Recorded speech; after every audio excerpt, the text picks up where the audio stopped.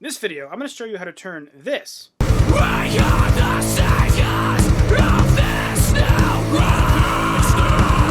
into this.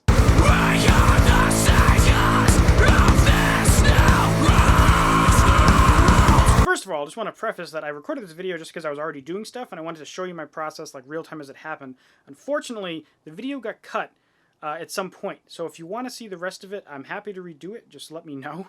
But I got like pretty far into it and then like my audio interface just like crapped out. So apologize for that. But if again, you want to hear more and let me redo it, just leave me a comment. Let me know. Also feel free to ask any questions.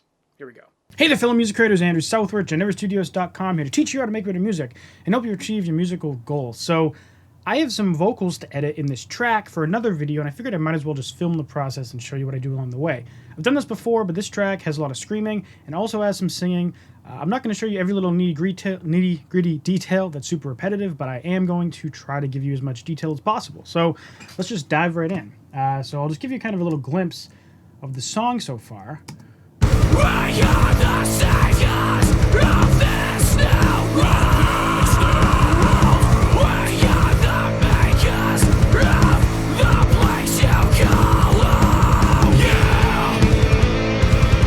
So first of all, what I like to do to my screams is put them in their own bus. And that's pretty easy to do. In Logic Pro X, you just create a track stack, make it a summing stack, and this will actually create a bus and route everything properly and put it in a nice folder, which is one reason I do it. And as you can see here, I have to do the same thing for the rhythm guitar. So here, I'm just going to call this screams. And I do have some clean vocals in this, but in particular, I'm going to focus most of this video in the screaming vocals. Let's just call this cleans. And first thing I notice playing back, everything's super loud, so I'm going to turn some stuff down. We can always turn it back up later. And now, we're going to listen to this track again, and I'm just going to start messing with some stuff.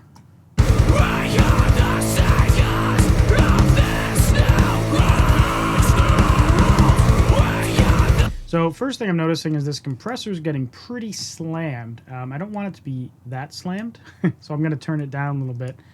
Or sorry, this compressor's backwards.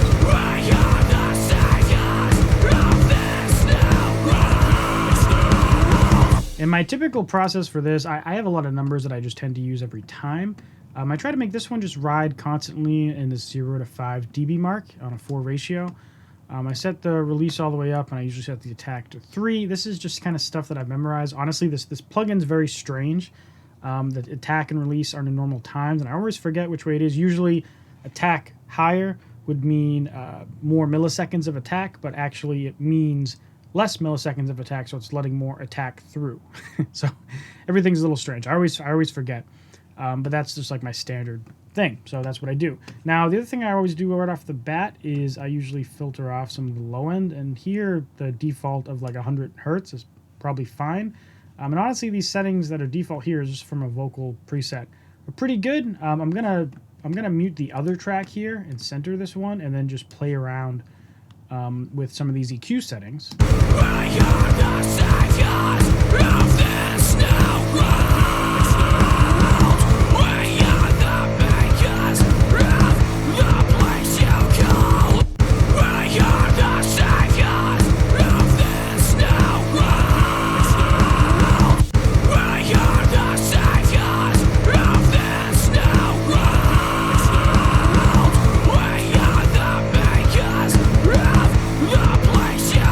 I don't always do this kind of level of tweaking at this stage, just because I have a lot of things that I reuse. I make presets and save them, but just try to kind of give you an example of my thought process going into something new. I'm going to leave this one centered. I'm going to leave this pretty much where it was, and this is pretty much where it was, and then this I boosted a little bit. So that's that. Now, I wanted to add a different compressor here, or not really different, but I wanted to add a second compressor here. I don't know what just happened. For some reason, I added 2. So the second one I typically set to trigger more aggressively, but only on the peaks. And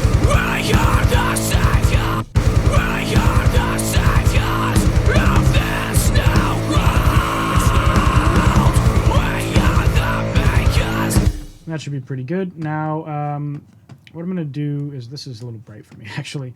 I'm going to copy this setting over, and I'm going to paste it on this other track and bring my panning back, and now let's listen.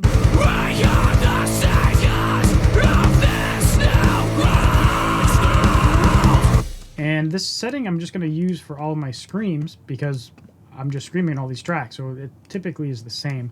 Now, at this point, I usually do a lot of bus processing, and the reason for that is I want everything to gel together nicely. It's kind of a standard thing. You want to process things in buses when you can, just to kind of make things sit well together. And you don't want the screams to sound like there's a whole bunch of different tracks going on. That's never good. Now, there is some kind of secret sauce that's going to go on, and this is SoundToy's Decapitator. And I freaking love this plugin on screams. I'll mute it, and then I'll turn it on. I'll just use, I don't know, how about Mile 2 bucks, and you'll see what it does. We are the saviors of this new world.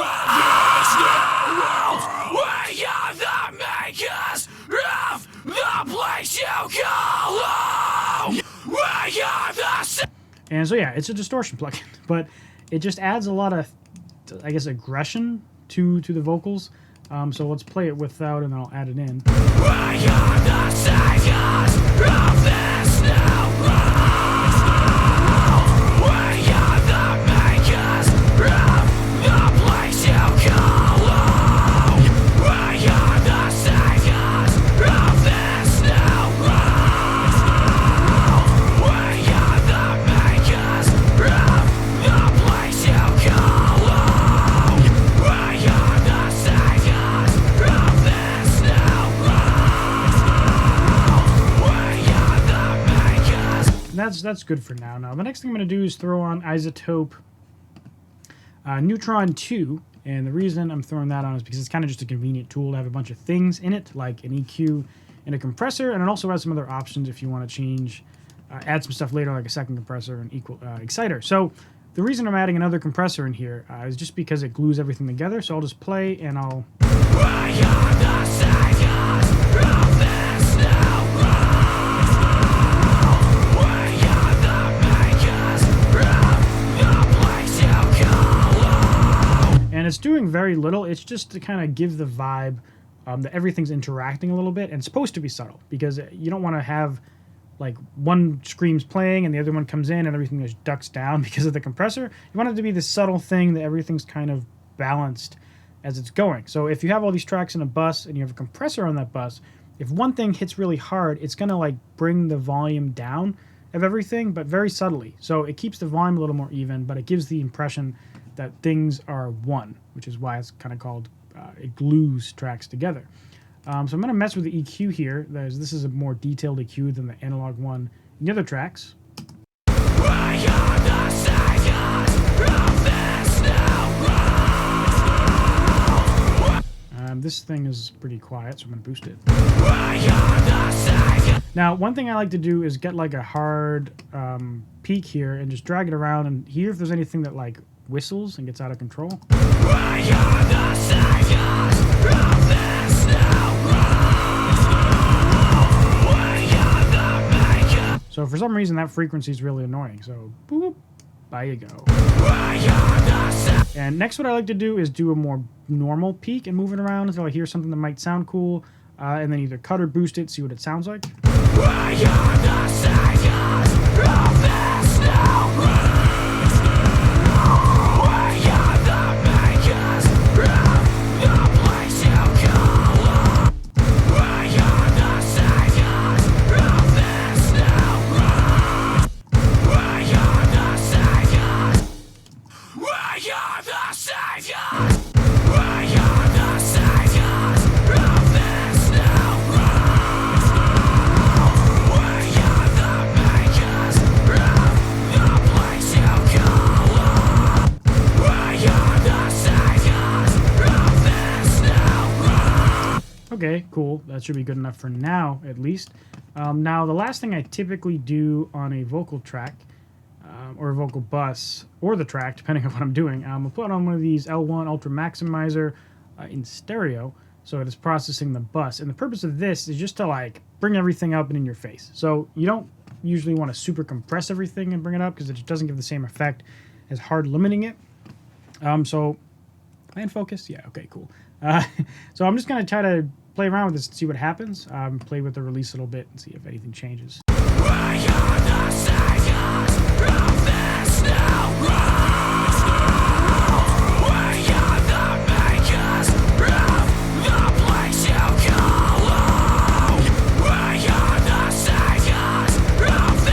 Okay, I like how in your face that sounds. I need to do more EQ work, but I don't want to go into the nitty gritty here.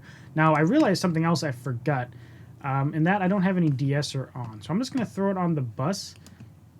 One reason is just sort of pure laziness, to be honest. And the other is that most of the time that's good enough. Now, if you have a bunch of different stuff going on, maybe not so much, but most of the time it just works for me. Typically, I do this low pass, high pass, fail. Sometimes I do this high pass thing where it's going to check all the frequencies like above 5500. That's usually the number I use as the default. And it's going to take out the S's. There's a lot of S's in these lyrics. So let me actually close that.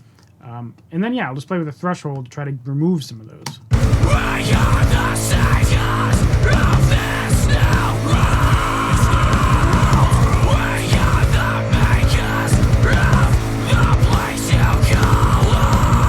And just to kind of show you the extreme, I'll solo this and I'll turn it off and I'll make it super aggressive.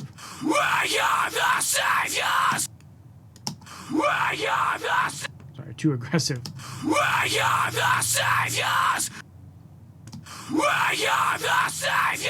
So if you notice there, when I said saviors, it was like, we are the saviors. Like it took the S away completely, which is too much.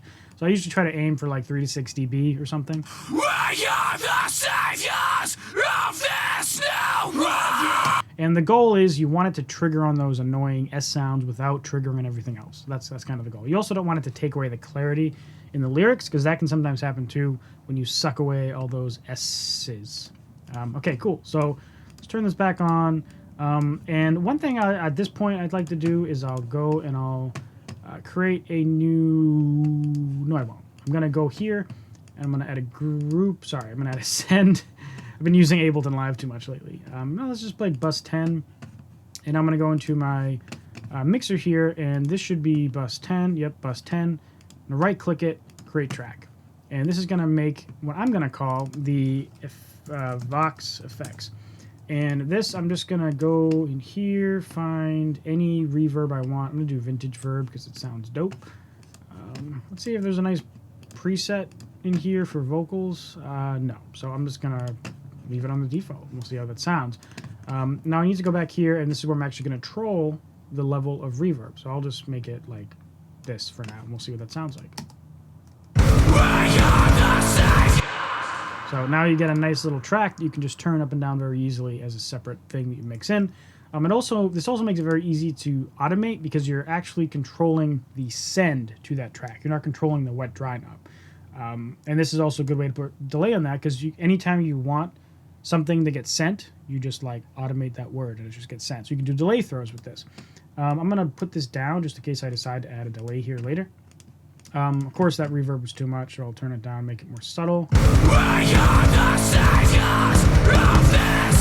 Let's just hear how the timing sounds here. I think the decay is too long. We are the saviors of this new world. We are the makers of the place you call home. We are the saviors of this new world. We are the makers. And I'm not trying to add like a spacey, faraway sound because that would make the vocals sound less in your face. I'm just trying to like thicken them, like make it sound a little busier. One approach could be to record more layers, but usually that ends up just sounding like too much. So sometimes I'll add a little reverb to try to emulate that, I guess. We are the saviors of this new world. Let's preview another screen part and see how that sounds. What you got? Whoa. All right, so unfortunately that's where it cut off. Very disappointing because there's like, I don't know, there was like another 15 minutes of video that got lost, which is a huge bummer. But since this was just like something I was doing anyways, I couldn't afford to like redo the whole half of it. But I'll be, again, more than happy to redo it for you guys, just to show you how everything's done. So let me know in the comments, subscribe for more, check out this video because I think you'll also really dig it. And thanks for watching. Bye.